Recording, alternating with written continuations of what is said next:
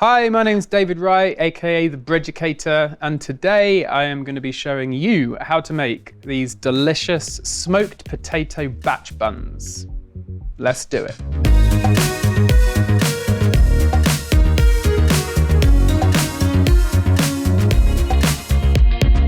First thing we need to do when we're making these smoked potato batch buns is get the potatoes done. What we're going to do is just got some regular old potatoes, got a bit of salt, bit of oil, and cast iron pan's just been warming in the dome behind me. So potatoes, just gonna prick them.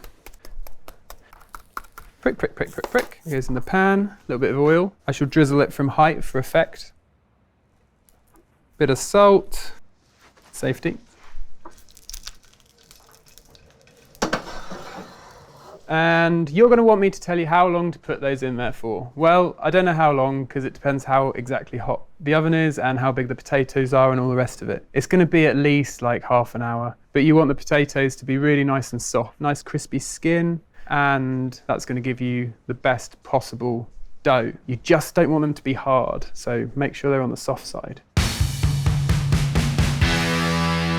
So now potatoes are cooked, we're just going to separate the flesh from the skin. The flesh itself in the potatoes is going to give the dough a wonderful softness, and it's also going to add a nice flavour. It's going to taste nice, it's going to feel nice in your mouth. That's all you need to know. Scrape all the stuff out. You can imagine you're scraping brains out of a skull, or you can imagine you are scraping, I don't know what else. Guess it's just brains. Now we have the skins, so I'm just gonna hold them all together like a deck of cards and chippity chop. You want these to be quite nice and fine because they're gonna go actually into the dough, and when you're shaping them, you don't want big bits of potato getting in the way. You'll get annoyed and you might swear in front of the children. That's enough. And that was the timer to let me know I can finish chopping the skins of the potatoes.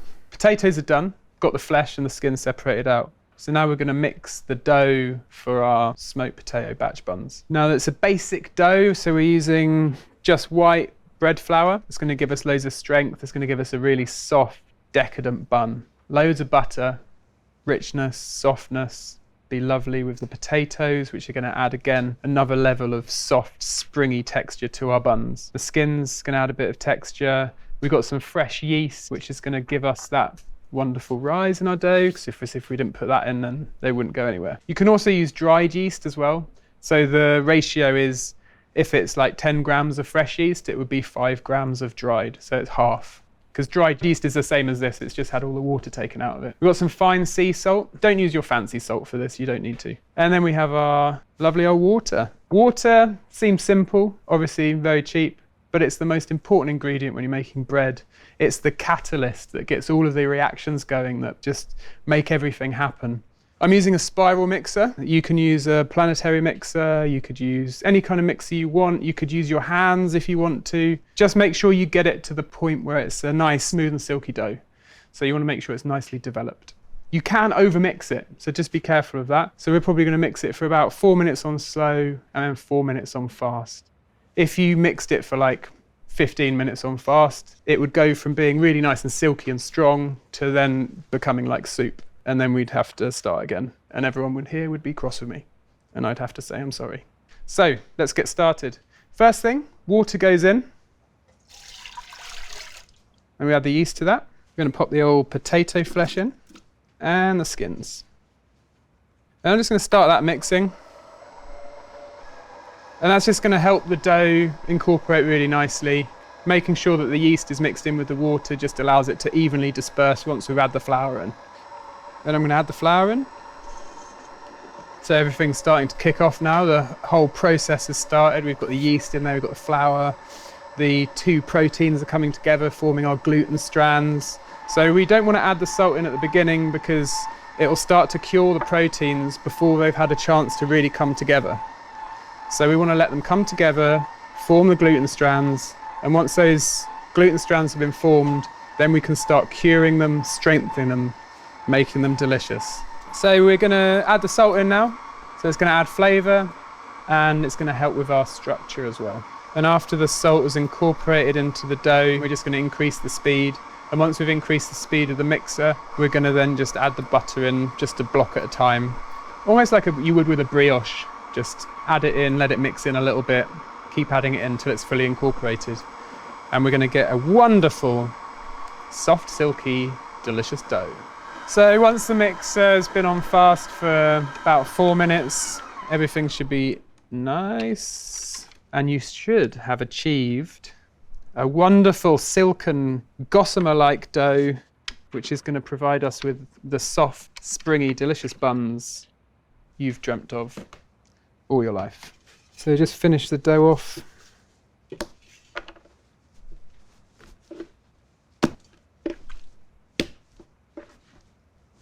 So I'm just working the dough a little bit just to activate the elasticity and also just to kind of check the development of the dough. If you wet your hands and take a small chunk of the dough, then you should be able to stretch it out. So you can start to see those pieces of potato skin, and you can see the texture of your fingers through the dough. That's showing us that the gluten's really nice and developed. And what that means is that the membrane is going to be strong enough to hold the gas that's created by the yeast. Put that in there. So we're just going to cover this for about 50 minutes. 50, not 15, 50 minutes. And then we're going to scale it into little balls. We're going to shape it, and then we're going to prove it up and bake it. So it's now been 50 minutes. So our potato dough has been proving as a bulk dough. And now we're going to scale it off into little balls. So I'm just going to put a little bit of flour down on the surface, just to make it easier to scale. Can put a little bit of flour in there just to help get the dough out, and just tease it out with the scraper. I think about 80 grams, 85, 90 grams. And that should give us 12, which is going to fit really nicely into my tin here. 2, 4, 6, 8, 10, 12, 13. Baker's dozen. Baker's dozen, obviously, comes from when bakers used to pinch pieces off dough. There's very strict regulations on the weights of small and large loaves. So everything used to get weighed, and the penalties were severe.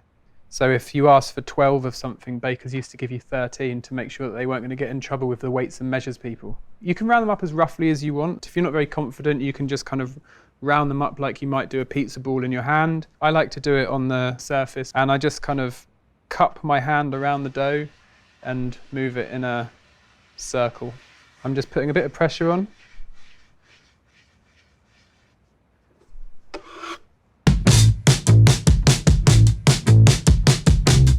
I've got this lovely tin which has got a lid, but you can just cover your tin and just put it in a warm place. I mean, this is great because it also means that once they're baked, you can put that back on and store it. You just need a tray, and then you can put another tray on top, and then you're just going to let them prove up. So we're going to leave that 45 minutes, 50 minutes, something like that, until they've come right up to the top of the tray pretty much. See you soon. So our potato batch buns, they've been having their final proof, and this is them. So they've kind of puffed up, they've formed like a big brick, and this is kind of the level you want them to get to before we put them in the oven. It's more important to put steam in the oven with something which has got an open top like this, because they're going to dry out a lot quicker. And we want to try and keep the surface of this dough as moist as possible for as long as possible to allow them to spring, so they're nice and big and fluffy and soft. So the steam will help us do that and stop a crust forming, which will act like a tortoise shell. And then the dough might be a bit tight inside. So I'm going to put the lid back on so they don't dry out too much. And just whilst the oven's coming down to a good temperature, I'm just going to make a really nice flavoured oil, which is going to be brushed on top after they come out, and just add the extra special finishing touch. I've got some leftover garlic oil here, which is great. And then I'm just going to chop some herbs, put those through it, finely chopped herbs, add some finely diced shallot as well, just to make it delicious. Do I need another reason? I don't think so. So the oven is at temperature. We're running at about 330, 334 to be precise. Our potato batch buns are ready to go in the oven. They're looking absolutely great. The final proof has gone fantastically well. They've risen up, they're already puffy. And just to make sure that they stay nice and supple on the crust, I'm going to give them a little spritz of water, and then I'm going to put them in the oven, and I'm going to put the water in the steam injector. If you don't have a steam injector, you can put a cast iron pan in the oven, and then you can pour some water into that and it will create a bit of steam. But this is the ideal scenario.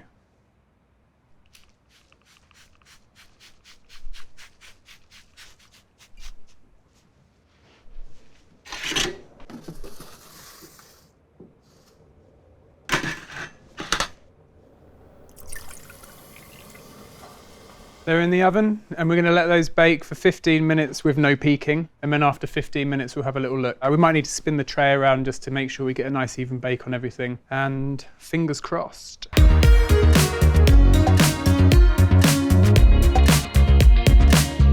So our potato buns have had an extra couple of minutes. I'm just going to get them out. Ooh. You want to get the glaze on whilst they're still hot, because it will just soften them up and it will absorb right into them. Just spread it on quite liberally.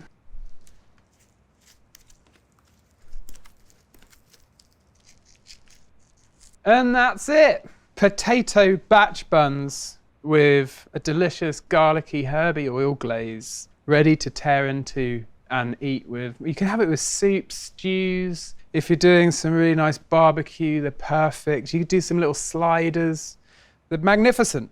Just be super careful when you're taking them out, if you're taking them out when they're still piping hot, so you don't want to get hot oil all over you. And then dig in. Soft. Oh, it smells amazing. You can really smell the potato and little flecks of skin in there as well. And the crumb is just so unbelievably soft. Got a lovely bake on the bottom. Oh, there's nothing like that. It kind of tastes like chips. Who doesn't love chips? Maybe if you don't love chips, you could leave a comment below and say you don't love chips. Fries, if you're American. Ah, yes. For the full recipe, go to Gozney.com.